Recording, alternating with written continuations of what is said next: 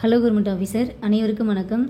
So நம்ம பிப்ரவரி 22 2025 நடந்த அதுதான் நமக்கு எக்ஸாமாக கடைசியாக நடந்த எக்ஸாம்னு சொல்லிட்டு நான் உங்களுக்கு அதுலேருந்து ஒரு 25 கொஸ்டின் அப்படின்றது நான் உங்களுக்கு ஜிஎஸ் டாப்பிக்லேருந்து கொஸ்டின் போட்டிருப்பேன். இப்போ அந்த கொஸ்டின் பேப்பரில் உள்ள அதோடைய கண்டினியூஷன் தான் நம்ம இன்றைக்கி நாம் ஒரு 15 கொஸ்டின் பார்க்கலாம். ஓகேங்களா? ஸோ 26லேருந்து 39 வரைக்கும் நம்ம பார்க்கலாம். மொத்தம் நமக்கு 15 கொஸ்டின் அப்படின்றது இந்த வீடியோவில் நம்ம டெஸ்ட்டாக அட்டன் பண்ணலாம். ஓகேங்களா ஆஃபீஸர்? ஸோ இங்கிலீஷ் மீடியம் நீங்கள் இந்த இங்கிலீஷ் டேர்ம் அப்படின்றத பார்த்துக்கோங்க. இதுக்கான ஆன்சர் என்னன்றதை நீங்கள் நோட் பண்ணிக்கோங்க. வாங்க அடுத்து நம்ம தமிழ் மீடியத்தில் என்ன கொஸ்டின்ன்றதை பார்க்கலாம். ஸோ இதுதான் நமக்கு 26வது கொஸ்டின். என்ன கூற்று கொடுத்துருக்காங்க? லென்ஸ் விதியானது ஆற்றல் மாறா கோட்பாட்டை மீறுகிறது அப்படின்னு கொடுத்துருக்காங்க. ஓகேங்களா? அடுத்தது காரணம் என்ன சொல்லியிருக்காங்க? தூண்டு மின்னியக்கு விசையானது எப்பொழுதும் அதன் உற்பத்திக்கு காரணமான காந்த பாய்வின் மாற்றத்தை எதிர்க்கிறது. இது கரெக்டு தான். ஓகேங்களா? ஸோ இப்போ ஒரு கம்பிச்சுருள் இருக்குது அப்படின்றப்ப அது பக்கத்தில் நம்ம காந்தத்தை எடுத்துகிட்டு போகிறப்ப ஆட்டோமேட்டிக்காக அங்கே நமக்கு என்ன ஆகும் அப்படின்னாக்கா ஒரு விசையானது உருவாகி அந்த விசையானது மின் தூண்டலை ஏற்படுத்தும். ஓகேங்களா? ஸோ அது எப்படி இருக்குன்னாக்கா அந்த உற்பத்திக்கு காரணமான காந்த பாய்வின் மாற்றத்தை எதிர்க்கும் வகையில் அமைக்கும். ஓகேங்களா? ஸோ இங்கே கரண்ட்டுன்றது ஒரு உற்பத்தி ஆகுது அப்படின்றப்ப அந்த உற்பத்தியானது அந்த காந்த பாய்வின் மாற்றத்தை எதிர்க்கும் அளவுக்கு இருக்கும். ஓகேங்களா? ஸோ காரணம் கரெக்டு தான். அடுத்தது கூற்று அப்படின்றது லென்ஸ் விதியானது ஆற்றல் மாற கோட்பாட்டை மீறுகிறதுன்னு கொடுத்துருக்காங்க. இது தவறு. ஏன் அப்படின்னாக்கா லென்ஸ் விதியானது ஆற்றல் அழிவு விதியின் அடிப்படையில் தான் செயல்படுகிறது. ஓகேங்களா? அதன் அடிப்படையில் தான் செயல்படும். இது மீறுகிறது என்பது தவறு. So answer option D. கூற்று தவறி காரணம் என்பது சரியானது. ஸோ ஆன்சர் ஆப்ஷன் டி என்பது இதற்கு சரியான விடை. ஓகேங்களா ஆஃபீஸர்? ஓகே, இதுதான் நமக்கு 26வது ஜிஎஸ் டாபிக் கொஸ்டின். சயின்ஸில் என்ன கொஸ்டின் கேட்டிருக்காங்க. ஸோ விதிகள் வச்சு கண்டிப்பாக ஒரு கொஸ்டின் அப்படின்றது நமக்கு கூற்று காரணம் வச்சு கேட்டுடுறாங்க. ஓகேங்களா? ஓகே, அடுத்தது பாருங்கள் 27வது கொஸ்டின். ஸோ 27வது கொஸ்டின் பாருங்கள். இந்தியாவில் உள்ள மாநிலங்களில் மக்கள் தொகை அடர்த்தியில் தமிழ்நாடு எந்த தரவரிசையில் உள்ளது? ஸோ இங்கே என்ன கேட்டிருக்காங்க? மக்கள் தொகை அடர்த்தி. மக்கள் தொகை அடர்த்தி அப்படின்றது என்ன அப்படின்னாக்கா ஒரு சதுர கிலோமீட்டர். ஓகேங்களா? ஒரு சதுர கிலோமீட்டர் பரப்பளவில் வாழ்கின்ற மக்களுடைய எண்ணிக்கையை தான் மக்கள் தொகை அடர்த்தின்னு சொல்லுவாங்க. ஸோ நம்மளுடைய இந்தியாவில் தமிழ்நாட்டுடைய மக்கள் தொகை அடர்த்தி என்ன அப்படின்னு கேட்குறாங்க. ஸோ இது நமக்கு 2011 அதுதான் நமக்கு கடைசியாக மக்கள் தொகை கணக்கெடுப்பு எடுத்தாங்க. அந்த கணக்கெடுப்பின்படி தமிழ்நாட்டுடைய மக்கள் தொகை அடர்த்தி அப்படின்றது 12th பிளேஸில் இருக்குது. ஓகேங்களா? தமிழ்நாட்டுடைய மக்கள் தொகை அடர்த்தி அப்படின்றது எத்தனாவது இடத்தில் உள்ளது? 12வது இடத்தில் உள்ளது. அதாவது எவ்வளோ அப்படின்னாக்கா 555. ஓகேங்களா? எவ்வளோ? 555 தான் 2011 தமிழ்நாட்டுடைய மக்கள் தொகை அடர்த்தி அப்படின்றது. இதுவே இந்தியாவை பொறுத்த வரைக்கும் 2011 கணக்கெடுப்பின்படி எவ்வளோ அப்படின்னாக்கா 382. ஓகேங்களா? 382. இந்தியா பொறுத்த வரைக்கும் 382. இதில் நீங்கள் நல்லா ஞாபகம் வச்சுக்கணும். ஸோ 2011 மக்கள் தொகை கணக்கெடுப்பின்படி 12வது இடத்தில் உள்ளது. இந்தியாவில் தமிழ்நாடு 12வது இடத்தில் உள்ளது. எவ்வளோ மக்கள் தொகை அடர்த்தி அப்படின்னாக்கா 555. அது இந்தியாவுடைய தேசிய சராசரி அப்படின்னாக்கா 382. ஓகேங்களா ஆஃபீஸர்? இது நீங்கள் நல்லா ஞாபகம் வச்சுக்கோங்க. இது நம்ம தமிழ்நாடு பொறுத்த வரைக்கும் 2001 எவ்வளோ அப்படின்னாக்கா 480. எவ்வளோ? 2001 தமிழ்நாடு பொறுத்த வரைக்கும் 480 அளவில் இருந்திருக்கு. சரிங்களா? ஸோ ஆன்சர் ஆப்ஷன் பி தான் இதுக்கு சரியான விடை. 28வது கொஸ்டின் பாருங்கள்.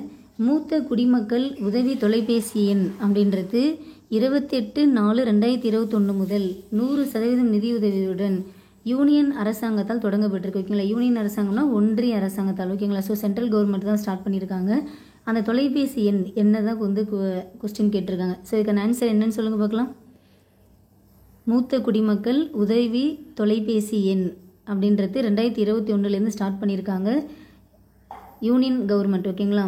ஸோ சென்ட்ரல் கவர்மெண்ட் தான் ஸ்டார்ட் பண்ணியிருக்காங்க. இது எப்போ அப்படின்னாக்கா அதாவது அந்த தொலைபேசி எண் அப்படின்றது என்ன அப்படின்னாக்கா ஆன்சர் ஆப்ஷன் ஏ 14567. ஓகேங்களா?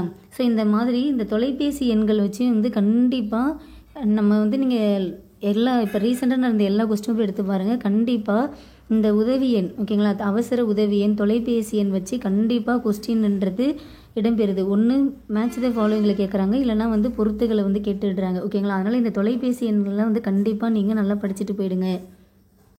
நெக்ஸ்ட்டு பாருங்கள், அத்திக்கடவு அவிநாசி ஸ்கீம். ஓகேங்களா? ஸோ அத்திக்கடவு அவிநாசி திட்டம் என்பது கீழ் வருவனவற்றுள் எதனுடன் தொடர்புடையது? அத்திக்கடவு அவிநாசி திட்டம் அப்படின்றது எதனுடன் தொடர்புடையது அப்படின்னாக்கா ஆன்சர் ஆப்ஷன் டி, குடிநீர் மற்றும் நிலத்தடி நீர் செறிவூட்டும் திட்டம். ஓகேங்களா? ஸோ இந்த அத்திக்கடவு அவிநாசி திட்டம் பொறுத்த வரைக்கும் அத்திக்கடவு அவிநாசி திட்டம் இதை பார்த்தீங்க அப்படின்னாக்கா தமிழகத்தில் 67 ஆண்டுகளுக்கு முன்பு கருத்துருவாக்கப்பட்ட அத்திக்கடவு அவிநாசி திட்டத்தின் பணிகளானது இறுதியாக சமீபத்தில் தொடங்கப்பட்டது அப்படின்ற மாதிரி கொடுத்துருக்காங்க. ஸோ இங்கே பார்த்தீங்க அப்படின்னாக்கா 1957 அப்போதைய முதல்வராக இருந்தவர் யார் அப்படின்னாக்கா கே. காமராஜர். கரெக்டுங்களா? முந்தைய கோயம்புத்தூர் மாவட்டத்தில் திறந்தவெளி கால்வாய்கள் மூலம் தண்ணீரை வந்து திசை திருப்பி வறண்ட நீர்நிலைகளை நிரப்பும் திட்டத்தை வந்து அறிவிச்சிருக்காரு. ஓகேங்களா? ஸோ அப்போ வந்து தமிழகத்தில் 67 ஆண்டுகளுக்கு முன்னாடி கருத்துருவாக்கப்பட்ட இந்த அத்திக்கடவு அவிநாசி திட்டத்துடைய பணிகள் அப்படின்றது இப்போ இறுதியாக வந்து நமக்கு வந்து சமீபத்தில் ஸ்டார்ட் பண்ணியிருக்காங்க. இதோடைய நோக்கமே என்ன அப்படின்னாக்கா பவானி நதி. ஓகேங்களா? ஸோ பவானி ஆறு இருக்குது பார்த்தீங்களா, அந்த பவானி நதியை ஈரோடு, திருப்பூர், கோவை இந்த 3 மாவட்டங்களில் கிட்டத்தட்ட 1045 நீர்நிலைகள் நிரப்புவதற்கும் 24,468 ஏக்கர் வேளாண் நிலங்கள் பாசனம் பெறுவதற்காகவும் திசை திருப்பப்பட்டதுன்னு சொல்கிறாங்க. எந்த நதி? பவானி நதி. ஸோ அத்திக்கடவு அவிநாசி திட்டத்துக்களில் நம்ம எந்த நதியிலேருந்து தண்ணி எடுக்கிறோம் அப்படின்னாக்கா பவானி நதின்றதை ஞாபகம் வச்சுக்கணும். எந்தெந்த மாவட்டம் அப்படின்னாக்கா ஈரோடு, திருப்பூர், கோயம்புத்தூர், இது 3 நீங்கள் நல்லா ஞாபகம் வச்சுக்கணும். காமராஜர் வந்து அப்போதைக்கு வந்து என்னன்னு சொல்லிட்டு அந்த திட்டத்துக்கு பெயர் வச்சார் அப்படின்னாக்கா வறண்ட நீர்நிலைகளை நிரப்பும் திட்டம் அப்படின்ற மாதிரி வந்து அறிவிச்சார். ஓகேங்களா? ஸோ இதுக்கப்புறமேட்டுக்கா ஃபைனலாக பார்த்தீங்க அப்படின்னாக்கா அத்திக்கடவு 1957 காமராஜர் வந்து வறண்ட நீர்நிலைகள் நிரப்பும் திட்டம் அப்படின்றத அறிவித்தார். அதுக்கப்புறமேட்டுக்கா 1972 அந்த திட்டமானது அத்திக்கடவு அவிநாசி நிலத்தடி நீரேற்றல் மற்றும் குடிநீர் வழங்கிய திட்டம் அப்படின்ற மாதிரி மறுபெயரிட்டு கடைசியாக 2019 ஆண்டு பிப்ரவரி 28 அந்த தேதி அன்று கிட்டத்தட்ட 1652 கோடி மதிப்பிலான திட்டத்திற்கு அடிக்கல் நாட்டியிருப்பாங்க. ஸோ அடிக்கல் நாட்டப்பட்டது அப்படின்னாக்கா 2019 பிப்ரவரி 28. எப்போ தொடங்கினாங்க அப்படின்னாக்கா 2019 டிசம்பர் 25 ஸ்டார்ட் பண்ணியிருக்காங்க. ஓகேங்களா? ஸோ அத்திக்கடவு அவிநாசி திட்டம்னால நீங்கள் என்ன ஞாபகம் வச்சுக்கணும் அப்படின்னாக்கா இது பவானி நதி. ஓகேங்களா? அத்திக்கடவு அவிநாசி திட்டம்னாலே வந்து என்ன ஞாபகம் வச்சுக்கணும்? பவானி நதி ஞாபகம் வச்சுக்கணும். ஓகேங்களா? அடுத்து எந்தெந்த டிஸ்ட்ரிக்ட்? ஈரோடு, திருப்பூர், கோயம்புத்தூர் இந்த 3 மாவட்டங்களில் அந்த வறண்ட பகுதிகளில் வந்து நீர் செழிப்பு கொண்டு வரதுக்காக தான் இந்த அத்திக்கடவு அவிநாசி திட்டம்ன்றது கொண்டு வந்தாங்கன்றது தெரிஞ்சுக்கணும்.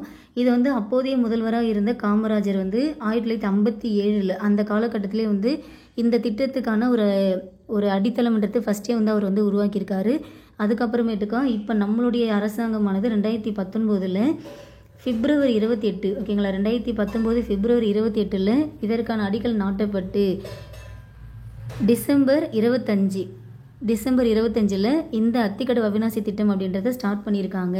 எப்போ நான் ஸ்டார்ட் பண்ணியிருக்கேன் ஞாபகம் வச்சுக்கோங்க. 2019 டிசம்பர் 25 ஸ்டார்ட் பண்ணியிருக்காங்க. அடிக்கல் நாட்டப்பட்டது பிப்ரவரி 28, ஸ்டார்ட் பண்ணது டிசம்பர் 25. எவ்வளோ அமௌண்ட் அப்படின்னாக்கா 1652 கோடி ரூபாய். இதை நீங்கள் நல்லா ஞாபகம் வச்சுக்கிட்டாலே போதும். இந்த டேட்டா ஞாபகம் வச்சுக்கிட்டீங்கனாலே போதுமான ஒரு விஷயந்தான். ஓகேங்களா? ஸோ அப்போ இது முழுக்க எதற்காக அப்படின்னாக்கா குடிநீர் வழங்கு திட்டம் தான் எது? இந்த அத்திக்கடவு அவிநாசி திட்டம் என்பது. ஓகேங்களா ஆஃபீஸர்? ஸோ இதுக்கான ஆன்சர் என்ன அப்படின்னாக்கா அத்திக்கடவு அவிநாசி திட்டம் என்பது குடிநீர் மற்றும் நிலத்தடி நீர் செறிவூட்டும் திட்டம் ஆகும். ஓகேங்களா? ஸோ ஞாபகம் வச்சுக்கோங்க ஆஃபீஸர். இது எப்போ ஸ்டார்ட் பண்ணாங்க? 2019 பிப்ரவரி 28 அடிக்கல் நாட்டப்பட்டு டிசம்பர் 25 தொடங்கப்பட்டது. ஓகேங்களா? ஓகே, நெக்ஸ்ட்டு பார்க்கலாம். ஓகே, 30வது கொஸ்டின் பாருங்கள். புகழ்பெற்ற வேளாண் விஞ்ஞானியான MS சுவாமிநாதன் பெயரில் எந்த வேளாண்மை கல்லூரி மற்றும் ஆராய்ச்சி நிறுவனம் என்பது பெயரிடப்பட்டது? MS சுவாமிநாதன் பசுமை புரட்சியின் தந்தை யார் அப்படின்னாக்கா MS சுவாமிநாதன். இவர் பெயரில் எந்த வேளாண்மை கல்லூரி மற்றும் ஆராய்ச்சி நிறுவனமானது பெயரிடப்பட்டது அப்படின்னு கேட்குறாங்க. ஸோ ஆன்சர் ஆப்ஷன் ஏ, தஞ்சாவூர். ஓகேங்களா? ஸோ இதற்கான எக்ஸ்ப்ளனேஷன் பாருங்கள். ஸோ இந்த MS சுவாமிநாதன், ஓகேங்களா, MS Swaminathan agriculture college and research institution அப்படின்றது எங்கே இருக்குது அப்படின்னாக்கா ஈச்சங்கோட்டை. ஓகேங்களா? இது வந்து தஞ்சாவூர்லேருந்து கிட்டத்தட்ட 18 கிலோமீட்டர் டிஸ்டன்ஸில் இருக்குன்னு சொல்கிறாங்க. எவ்வளோ ஏரியா அப்படின்னாக்கா 124 ஏக்கரில் இந்த கல்லூரின்றது அமைஞ்சுள்ளதுன்னு சொல்கிறாங்க. ஓகேங்களா. இதை வந்து எப்போ எஸ்டாப்ளிஷ் பண்ணியிருக்காங்க அப்படின்னாக்கா 2014. ஓகேங்களா. ஸோ இந்த எம்எஸ் சுவாமிநாதன் பேரில் இந்த கல்லூரியானது எந்த ஆண்டு நிறுவப்பட்டது அப்படின்னாக்கா 2014. இந்த இயர் ஞாபகம் வச்சுக்கோங்க. எங்கே இருக்குது அப்படின்னாக்கா ஈச்சங்கோட்டையில் இருக்குது. இது வந்து தஞ்சாவூர்லேருந்து கிட்டத்தட்ட 18 கிலோமீட்டர் டிஸ்டன்ஸில் ஈச்சங்கோட்டையில் இருக்குது. 124 ஏக்கரில் இருக்குது. ஓகேங்களா. அதாவது நம்ம தமிழ்நாட்டில் அக்ரிகல்ச்சர் யூனிவர்சிட்டி வந்து மொத்தம் வந்து 14 இருக்குது. ஓகேங்களா. தமிழ்நாடு அக்ரிகல்ச்சர் யூனிவர்சிட்டி மொத்தம் எத்தனை இருக்குது? 14 இருக்குது. அந்த 14ல் இந்த M S Swaminathan agriculture college and research இன்ஸ்டிடியூஷனும் வந்து 1 அப்படின்ற மாதிரி சொல்லியிருக்காங்க. ஓகேங்களா. ஸோ இந்த விஷயம் நீங்கள் தெரிஞ்சுக்கோங்க. எம்எஸ் சுவாமிநாதன் இந்த அதாவது வந்து வேளாண் கல்லூரி மற்றும் ஆராய்ச்சி மையம் அப்படின்றது எந்த ஆண்டு நிறுவப்பட்டது அப்படின்னாக்கா 2014 நிறுவப்பட்டது. இது எங்கே இருக்குது அப்படின்னாக்கா ஈச்சங்கோட்டையில் இருக்குது. தஞ்சாவூர்லேருந்து 18 கிலோமீட்டர் டிஸ்டன்ஸில் இருக்குது. ஓகேங்களா. கிட்டத்தட்ட 124 ஏக்கரில் இருக்குது. ஸோ நம்ம தமிழ்நாட்டில் பொறுத்த வரைக்கும் அக்ரிகல்ச்சர் யூனிவர்சிட்டி மொத்தம் 14 இருக்குது. அந்த 14ல் இந்த M S Swaminathan agriculture college and research இன்ஸ்டிடியூஷனும் வந்து 1 அப்படின்ற மாதிரி சொல்லியிருக்காங்க. ஓகேங்களா. ஓகே, நெக்ஸ்ட்டு பாருங்கள். இந்த வருஷம் தெரிஞ்சுக்கோங்க. 2014 அப்படின்றது நல்லா ஞாபகம் வச்சுக்கோங்க. வாங்க நெக்ஸ்ட்டு பார்க்கலாம். ஸோ 31வது கொஸ்டின் பாருங்கள். டேஷ் என்பது பள்ளி, பல்கலைக்கழகம் மற்றும் அரசு வேலைகளில் பாகுபாடு மற்றும் பின்தங்கிய வகுப்புகளுக்கு சில சதவிகித இடங்களை ஒதுக்கிடுவதற்கான ஒரு செயலாகும் அப்படின்னாக்கா எது வந்து நமக்கு ஸ்கூலு, காலேஜு, கவர்மெண்ட் ஆஃபீஸு அந்த மாதிரி எல்லா இடத்துலையுமே எந்த ஒரு பாகுபாடும் இல்லாமல் பின்தங்கிய வகுப்புகளுக்கு சில சதவீத இடங்களை ஒதுக்கிடுவதற்கான ஒரு செயல் அப்படின்னாக்கா ஆன்சர் ஆப்ஷன் சி, ரிசர்வேஷன். அதாவது இடஒதுக்கீடு. ஓகேங்களா. என்ன சொல்லுவாங்க? இடஒதுக்கீடு. இதுதான் நமக்கு ஒரு செயல் அப்படின்ற மாதிரி சொல்லியிருப்பாங்க. இந்த இடஒதுக்கீடுனால தான் நமக்கு வந்து எல்லாருக்குமே வந்து அதாவது பின்தங்கிய வகுப்புகளுக்கும் வந்து சில இடங்கள் அப்படின்றது நமக்கு வந்து ஒதுக்கிடுவதற்கான ஒரு செயல் அப்படின்ற மாதிரி சொல்லியிருப்பாங்க. So answer option C. So 32 பாருங்கள். Match the following. So English medium இதை நோட் பண்ணி ஆன்சர் என்னன்றதை பார்த்துக்கோங்க, நோட் பண்ணிக்கோங்க. வாங்க தமிழ் மீடியத்தில் என்ன இருக்குன்னு கேட்டு பார்க்கங்களா. ஸோ வந்து பொறுத்துக. சீர்திருத்த இயக்கம். சீர்திருத்த இயக்கம் அப்படின்றது என்ன அப்படின்னாக்கா அது வந்து ஒரு சிவில் உரிமைகள் இயக்கம் ஆகும். அடுத்தது புரட்சிகர இயக்கம். புரட்சிகர இயக்கம் அப்படின்றது ஒரு சோஷலிச இயக்கமாகும். ஓகேங்களா. சோஷலிச இயக்கமாகும். அடுத்தது மறுமலர்ச்சி இயக்கம். மறுமலர்ச்சி இயக்கம் அப்படின்றது பிரம்ம சமாஜ். ஓகேங்களா. பிரம்ம சமாஜம் அப்படின்றது என்னது? ஒரு மறுமலர்ச்சி இயக்கம் ஆகும். இது நாம் நல்லாவே படிச்சிருப்போம். அடுத்தது எதிர்ப்பு இயக்கம். இடஒதுக்கீடு எதிர்ப்பு இயக்கம். இங்கே நமக்கு எதிர்ப்பு இயக்கம் வந்துருச்சுங்களா. ஸோ 2, 1, 4, 3 எங்கே இருக்குது? ஆன்சர் ஆப்ஷன் பியில் இருக்குது. ஸோ இதுக்கான ஆன்சர் ஆப்ஷன் பி தான். ஓகேங்களா ஆஃபீஸர். ஓகே, நெக்ஸ்ட்டு பாருங்கள். ஸோ நெக்ஸ்ட்டு பாருங்கள். ஈவே ராமசாமி அவருடைய ஆர்டர் வந்து நமக்கு வந்து வரிசைப்படுத்த சொல்கிறாங்க. ஸோ இதுக்கான ஆன்சர் என்னன்றது நோட் பண்ணிக்கோங்க. ஸோ பின்வருவனற்றுள் ஈவே ராமசாமி அவர்களை பற்றிய நிகழ்வுகளை கால வரிசைப்படுத்துக. மொத்தம் நமக்கு 4 நிகழ்வுகள் கொடுத்துருக்காங்க. சுயமரியாதை இயக்கம், நீதி கட்சியின் தலைவராதல், வைக்கம் சத்தியாகிரகத்தில் பங்கெடுப்பு, தனி திராவிட நாடு கோரிக்கை. ஸோ இதில் எது ஃபஸ்ட்டு வரும் அப்படின்னாக்கா வைக்கம் சத்தியாகிரகத்தில் பங்கெடுப்பு. இது எந்த வருடம் அப்படின்னாக்கா 1924 ஸ்டார்ட் பண்ணிடுவார். சுயமரியாதை இயக்கம் துவக்கம் அப்படின்றது 1925. அடுத்தது நீதி கட்சியின் தலைவராதல் அப்படின்றது 1938. நெக்ஸ்ட்டு பார்த்தீங்கன்னாக்கா தனிநாடு திராவிட கோரிக்கை அப்படின்றது 1940 நடந்திருக்கும். ஓகேங்களா. ஸோ இதில் எது வந்து நமக்கு வந்து கரெக்டான ஆர்டர் அப்படின்னாக்கா ஃபஸ்ட்டு எது வரும்? ஃபஸ்ட்டு 3, அடுத்தது 1, அடுத்தது 2, அடுத்தது 4. ஸோ 3, 1, 2, 4 எங்கே இருக்குது? ஆன்சர் ஆப்ஷன் பியில் இருக்குது. ஸோ ஆன்சர் செக் பண்ணிடலாமா? Answer option C. Okay, 3, 1, 2, 4 option சியில் இருக்குது. ஓகேங்களா. ஓகே, நம்ம இப்படி தான் நம்ம வந்து மிஸ்டேக் பண்ணிடக்கூடாது. ஓகேங்களா. ஸோ 3, 1, 2, 4 அப்படின்றது எங்கே இருக்குது? ஆப்ஷன் சியில் இருக்குது. ஓகேங்களா ஆஃபீஸர். ஓகே, அடுத்தது வந்து மேட்ச் த ஃபாலோயிங் தான். ஸோ இதுக்கு ஆன்சர் என்னன்றது இங்கிலீஷ் மீடியம் நோட் பண்ணிக்கோங்க. ஸோ என்ன கொடுத்துருங்க அப்படின்னாக்கா தமிழ்நாட்டின் ரூசோ. தமிழ்நாட்டின் ரூசோன்னா யார் சொல்லுவோம்? பெரியார், ஈவே ராமசாமி. அடுத்து தட்சிண காந்தி. தட்சிண காந்தி அப்படி சொல்லிட்டு யார் சொல்லுவோம் அப்படின்னாக்கா ராஜாஜி சொல்லுவோம். ஓகேங்களா. ஆங்கில பித்தர் அப்படின்னாக்கா டிஎம் நாயர். ஆங்கில பித்தர் யார்? டிஎம் நாயர். மதுரை காந்தி யார் அப்படின்னாக்கா MN Subbarayan, MN Subburaman. So 4, 2, 1, 3 எங்கே இருக்குது? ஆப்ஷன் ஏல இருக்குங்களா. தமிழ்நாட்டின் ரூசோ யார்? பெரியார். தட்சிண காந்தி யார்? ராஜாஜி. ஆங்கில பித்தர் T M Nair. Madurai Gandhi M N Subburaman. So answer option A. Check பண்ணிடலாமா? ஆன்சர் ஆப்ஷன் ஏ தான் இதுக்கு சரியான விடை. ஓகேங்களா. ஸோ மதுரை காந்தி அப்படின்னாக்கா எம்என் சுப்புராமன். எல்லை காந்தி அப்படின்னாக்கா கான் அப்துல் காபர் கான். எல்லை காந்தி யார்? கான் அப்துல் காபர் கான். அடுத்தது பச்சை காந்தி அப்படின்னாக்கா ஜேசி குமரப்பா. பச்சை காந்தி யார்? ஜேசி குமரப்பா. கருப்பு காந்தி காமராஜர். கருப்பு காந்தி காமராஜர். ஸோ இதெல்லாம் நமக்கு கொஸ்டின் அப்படின்றது ரிப்பீட்டடாக கேட்குறாங்க. மதுரை காந்தி எம்என் சுப்பராமன், பச்சை காந்தி ஜேசி குமரப்பா, எல்லை காந்தி கான் அப்துல் காபர் கான், கருப்பு காந்தி காமராஜர். ஓகேங்களா? ஓகே, வாங்க நெக்ஸ்ட்டு பார்க்கலாம். அதே மாதிரி ராஜாஜி வச்சுலாம் கண்டிப்பாக அவருடைய பட்டப்பேர் வச்சோ இல்லை அவர் ஏற்றிய பத்திரிகைகள் வச்சோ கண்டிப்பாக ஒரு கொஸ்டின் அப்படின்றது நமக்கு வந்து கேட்குறாங்க. ஓகேங்களா? ஸோ இதெல்லாம் நான் உங்களுக்கு ஐஎன்எம் லீடர்ஸ்லேயே நான் உங்களுக்கு கொடுத்துருப்பேன். அதுலேயும் இந்த கண்டென்ட்ன்றது இருந்திருக்கும். ஓகே, நெக்ஸ்ட்டு பாருங்கள். ஓகே, 35 பாருங்கள். Choose the correct statement. ஓகேங்களா? கரெக்டான ஸ்டேட்மெண்ட் எதுன்றதை வந்து சூஸ் பண்ண சொல்கிறாங்க. ஸோ எது கரெக்டான ஸ்டேட்மெண்ட் அப்படின்றத பார்த்து நோட் பண்ணி வைங்க. நம்ம ஆன்சர் செக் பண்ணிடலாம். ஸோ இங்கே பாருங்கள், பின்வருவனவற்றுள் சரியான கூற்றை தேர்ந்தெடுக்கவும். மதராஸ் பூர்வீக சங்கமானது தென்னிந்தியாவில் நிறுவப்பட்ட ஆரம்ப கால சங்கமாகும். ஓகேங்களா? மதராஸ் பூர்வீக சங்கம் அப்படின்றது தென்னிந்தியாவில் நிறுவப்பட்டது. ஓகேங்களா? அதாவது வந்து சென்னை வாழ் மக்கள் சங்கம் அப்படின்ற மாதிரி இது நமக்கு தென்னிந்தியாவில் தான் நிறுவப்பட்டது. ஓகேங்களா? இது கரெக்டு தான். அடுத்தது டி முத்துசாமி முதல் இந்திய நீதிபதியாக சென்னை உயர்நீதிமன்றத்தில் தேர்ந்தெடுக்கப்பட்டால். இதுவும் மிகவும் சரிதான். எந்த ஆண்டு அப்படின்னாக்கா 1877. ஓகேங்களா? ஸோ 1877 டி முத்துசாமி அவர்கள் முதல் இந்திய நீதிபதியாக சென்னை உயர்நீதிமன்றத்தில் தேர்ந்தெடுக்கப்பட்டால் கரெக்டு தான். அடுத்தது விஎஸ் சீனிவாசனார் ஒரு தீவிரவாதி என்பது தவறு. பிபின் சந்திரபால் ஒரு மிதவாதி என்பது தவறு. ஏன்னா விஎஸ் சீனிவாசனார் அப்படின்றவர் ஒரு மிதவாதி, பிபின் சந்திரபால் அப்படின்றவர் தீவிரவாதி. ஓகேங்களா? ஸோ நம்ம வந்து படிச்சிருப்போம் லால் பால் பால், அதாவது பாலகங்காதர திலகர், பிபின் சந்திரபால், லாலா லஜபதி ராய் இவங்க எல்லாருமே வந்து என்னது தீவிரவாதிகள் அப்படி சொல்லிட்டு நம்ம வந்து படிச்சிருப்போம். ஞாபகம் வருதுங்களா? ஸோ பார்த்தீங்க அப்படின்னாக்கா மகாராஷ்டிராவில் பாலகங்காதர் திலகர். ஓகேங்களா? மகாராஷ்டிராவில் திலகர். அடுத்தது வங்காளத்தில் பிபின் சந்திரபால், பஞ்சாப் லாலா லஜபதி ராய். ஓகேங்களா? ஸோ பஞ்சாப்னா லாலா லஜபதி ராய், வங்காளம்னா பிபின் சந்திரபால், மகாராஷ்டிரா அப்படின்னாக்கா பாலகங்காதர் திலகர். இவங்கெல்லாம் வந்து தீவிரவாதிகள் சொல்லலாம்.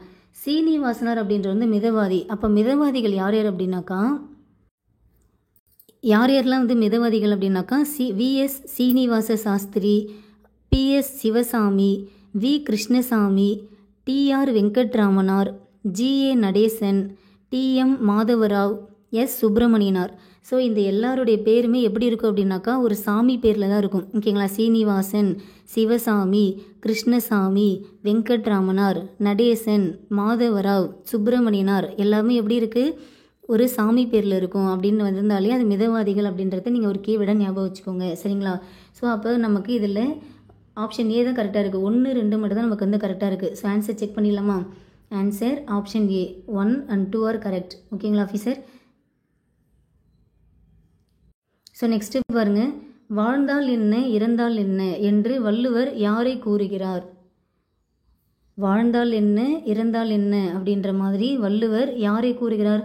செவி உணராதவங்களா, வாய் உணர்பவரா, உழவரையா, மெய் உணர்பவரா? செவி உணராதவர். ஸோ இங்கே வந்துருச்சு, செவி உணராதவங்களை தான் அவங்க வாழ்ந்தால் என்ன இறந்தால் என்ன அப்படின்ற மாதிரி சொல்கிறார். ஸோ ஆன்சர் ஆப்ஷன் ஏ. ஸோ அடுத்தது பாருங்கள், களவென்னும் காரறிவாண்மை அளவென்னும் ஆற்றல் புரிந்தார் கண்ணில்.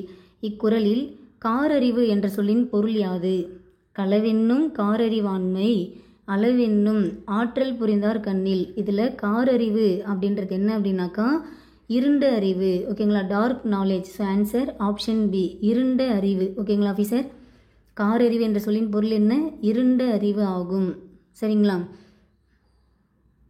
ஓகே, நெக்ஸ்ட்டு பாருங்கள், பக்தி இலக்கியம் வழங்கியவர்களில் தாச மார்க்கம் என்னும் அடிமை மார்க்கத்தை பின்பற்றியவர் யார்? பக்தி இலக்கியம் வழங்கியவர்களில் தாச மார்க்கம். ஓகேங்களா? தாச மார்க்கம் அப்படின்றத பின்பற்றியவர் யாருன்னு கேட்குறாங்க. திருஞான சம்பந்தரா, தாண்டகவேந்தரா, தம்பிரார் தோழரா, ஆதிர அடிகளா அப்படின்ற இதில் நமக்கு வந்து எது வந்து ஆன்சர் கரெக்டாக இருக்கும் அப்படின்றத நம்ம வந்து சூஸ் பண்ணோம். So answer option B Thandakavendar. So தாண்டகவேந்தர்னு யாரை சொல்லுவோம்? திருநாவுக்கரசர். தாண்டகவேந்தர் யார் சொல்லுவோம் அப்படின்னாக்கா திருநாவுக்கரசரை தான் வந்து தாண்டகவேந்தர் அப்படின்னு சொல்லியிருப்போம். So answer option B. So Thandakavendar என்று அழைக்கப்பட்ட திருநாவுக்கரசர் தான் தாச மார்க்கம் என்னும் அடிமை மார்க்கத்தை பின்பற்றியவர் ஆவார். ஓகேங்களா? ஸோ நெக்ஸ்ட்டு பாருங்கள், மேட்ச் த ஃபாலோயிங். ஓகேங்களா? ஸோ இதுக்கான ஆன்சர் என்னன்றது நோட் பண்ணி வை. ஸோ இங்கே பாருங்க, முல்லை, மருதம், நெய்தல், பாலை அப்படின்ற மாதிரி அந்த 5 திணைகள் கொடுத்துட்டு இந்த பக்கம் நமக்கு என்ன கொடுத்துருக்காங்க, கடவுளுடைய பெயர்கள் கொடுத்துருக்காங்க. ஸோ முல்லைக்கான கடவுள் யார், முல்லை நிலத்திற்குரிய கடவுள் யார் அப்படின்னாக்கா மாயோன். ஓகேங்களா, முல்லை நிலத்தின் கடவுள் யார், மாயோன். அடுத்து மருதத்துக்கான கடவுள் யார் அப்படின்னாக்கா வேந்தன். ஓகேங்களா, மருதத்துக்கான கடவுள் யார், வேந்தன் அல்லது சிவன். சரிங்களா, வேந்தன் அல்லது சிவன் சொல்லலாம். அடுத்தது நெய்தலுக்கான கடவுள் யார் அப்படின்னாக்கா வருணன். பாலைக்கான கடவுள் அப்படின்னாக்கா கொற்றவை. So answer 3, 4, 1, 2. ஓகேங்களா. ஸோ குறிஞ்சிக்கான கடவுள் யார் அப்படின்னாக்கா முருகன். குறிஞ்சிக்கான கடவுள் யார், முருகன். முருகனை வந்து நம்ம என்னன்னு சொல்லலாம், முருகன் அல்லது சேயோன் அப்படின்னு கூட சொல்லலாம். குறிஞ்சிக்கான கடவுள்னாக்கா முருகன் அல்லது சேயோன். முல்லைக்கான கடவுள் அப்படின்னாக்கா மாயோன் அல்லது திருமால். மாயோன் அல்லது திருமால் அப்படின்னு கூட சொல்லலாம். அடுத்து மருதத்துக்கான கடவுள் யாருனாக்கா வேந்தன் அல்லது சிவன். நெய்தல்னா வந்து வருணன், பாலைனா Kotravai. So answer option B. ஓகேங்களா. ஓகே, நெக்ஸ்ட்டு பாருங்கள். ஓகே ஆஃபீஸர், நம்ம 39 கொஸ்டின் அப்படின்றத நம்ம வந்து கம்ப்ளீட் பண்ணியிருக்கோம். அதாவது 25 கொஸ்டின்லேருந்து 39 கொஸ்டின். ஸோ ஒரு 15 கொஸ்டின் மட்டும் நான் உங்களுக்கு சிம்பிளாக உங்களுக்கு ஈஸியாக முடிக்கலான்றதுக்காக நான் எடுத்துகிட்டு வந்திருக்கேன். ஸோ ரிமைனிங் அப்படின்றது நான் உங்களுக்கு அடுத்தடுத்து வீடியோன்றது நான் அப்லோட் பண்ணுறேன். ஓகேங்களா. Okay, thank you.